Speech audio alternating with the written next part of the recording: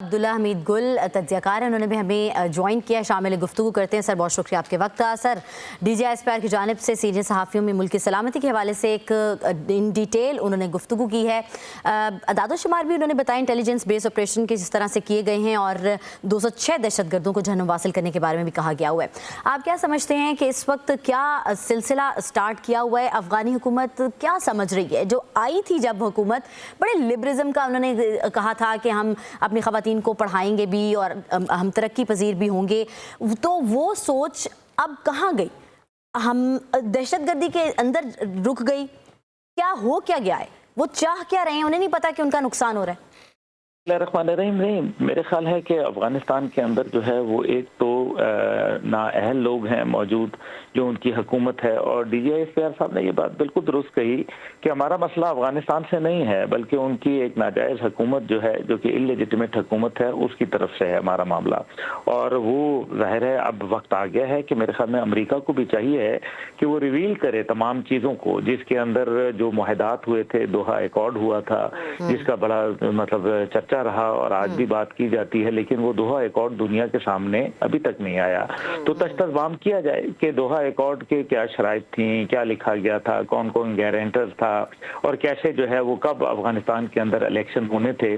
दूसरी जानिब जो है वो ज़ाहिर है उन्होंने बताया कि किस तरीके से नेशनल एक्शन प्लान के ऊपर जो है वो बलूचिस्तान के अंदर जब अमल हुआ और जिस पे काम जारी है, तो उससे कम अज़ कम ये हुआ कि जो 36 अजला थे उनमें से 27 अजला के अंदर जो है वो पुलिस का निफाज हो चुका है और तकरीबन 89% जो इलाके हैं वो बेहतर हालात में हैं। अब जो उसके मुकाबले में खैबर पख्तूनख्वा है जिसका अकेला ही बॉर्डर अफगानिस्तान के साथ तकरीबन 1300 किलोमीटर बन जाता है, तो ये एक तवील बॉर्डर है, लेकिन उसके हवाले से सिर्फ फौज ही जो है हर काम करे, सूबाई हुकूमत की भी कोई जिम्मेदारियां हैं वो निभाते हुए नजर नहीं आते।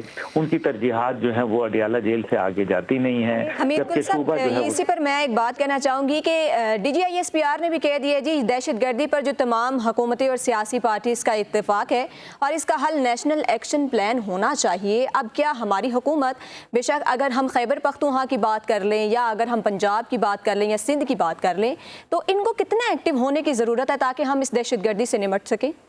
ये तो मुजरमाना गफलत है मेरे ख्याल में। इस पे तो बाकायदा इंक्वायरी होनी चाहिए। मैं अगले दिन जो है वो प्रेस कॉन्फ्रेंस पेशावर में करके आया हूँ, मेरी पार्टी तहरीक जवानान पाकिस्तान, जिसने ये डिमांड किया है कि ये नौजवानों के अंदर जहर घोला जा रहा है। 12,000 एकड़ अराजी जो है इस टाइम पे सूबे के अंदर वो उसके ऊपर अफीम की काश्त की जा रही है, जिसका 1% जो हिस्सा है, क्योंकि ये तकरीबन 25 लाख रुपए एकड़ जो है आमदन देती है फसल, इसका एक हिस्सा जो है वो दहशतगर्दों के हाथ चला जाता है।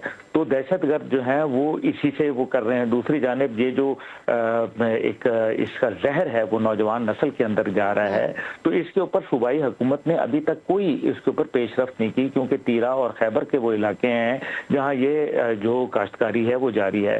दूसरी जानिब जो है वो आप देख लीजिए कि इस टाइम पे जो सूबे के अंदर दहशतगर्दी के वाकयात में 74% इजाफा हुआ है, जो कि एक बहुत बड़ी जो है मेरे ख्याल में मामलात हैं।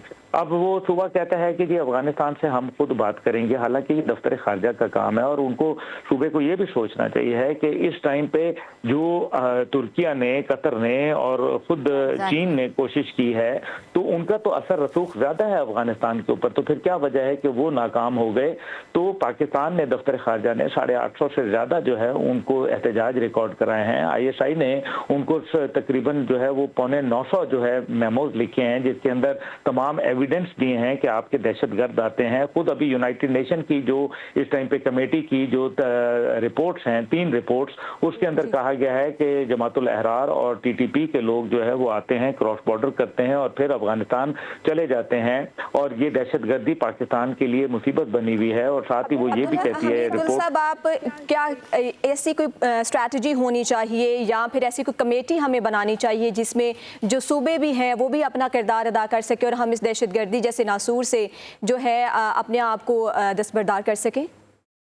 देखो स्ट्रेटेजी हमारे पास बनी भी है ना, नेशनल एक्शन प्लान की बात हुई है, लेकिन ये बताइए कि अगर नेशनल एक्शन प्लान जिसके ऊपर खुद उस टाइम पे बादमी चेयरमैन जो थे उसमें वो शामिल थे जब जनरल राहील शरीफ साहब का दौर था, उसके अंदर उन्होंने दस्तखत कुनंदा में वो मौजूद थे, आज सुबह कहते हैं कि जी ऑपरेशन नहीं होना चाहिए, तो फिर मता बताएं कि क्या वो अपने ही बानी के जो है वो मुखालिफ खड़े में हैं, क्या वो अपनी ही बानी की जो सोच है उसको जो है वो उससे मुनहरिफ हो चुके हैं?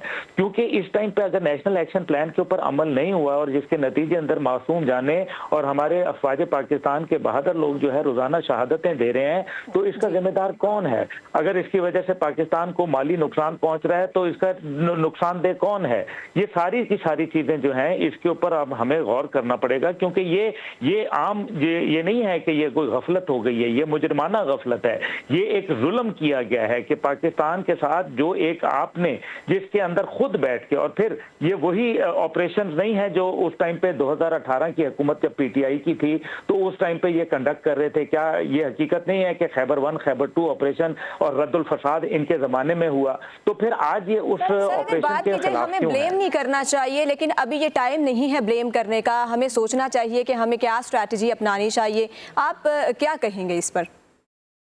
कहता हूं कि हमें ब्लेम नहीं करना चाहिए, लेकिन हमें रियलिटीज को भी फेस करना है, हमें इसको मिल के जो है, क्योंकि देखें सूबा खैबर पख्तूनख्वा पाकिस्तान का हिस्सा है। अगर पाकिस्तान के वहाँ कोई लोग जो है वो शहादतें लेते हैं, क्या अगर वो अफवाज से हैं या अगर वहाँ सिविलियन आबादी है, तो उसका नुकसान किसको हो रहा है? सूबे को हो रहा है, पाकिस्तान को हो रहा है, हमारी आवाम को हो रहा है। सुबह जो सूबे का हेड है उसका काम होता है कि वो एक बाप की हैसियत रखता है और मिलकर, देखिए ना, अफवाज पाकिस्तान अपना किरदार अदा कर रही है और वो करती है ज्यादा काइनेटिक डोमेन में, यानी कि ऑपरेशन बेस्ड। जो अभी देखिए 67,000 जो इंटेलिजेंस बेस्ड ऑपरेशन है, क्या ये मामूली बात है? इतना बड़ा ऑपरेट करना तो पूरी दुनिया में आपको इसकी मिसाल नहीं मिलेगी। इसलिए हमें एक मिल्लत, एक कौम बनकर इत्तेहाद के साथ, यगानगत के साथ हमें ये इस तमाम नासूर को खत्म करना पड़ेगा।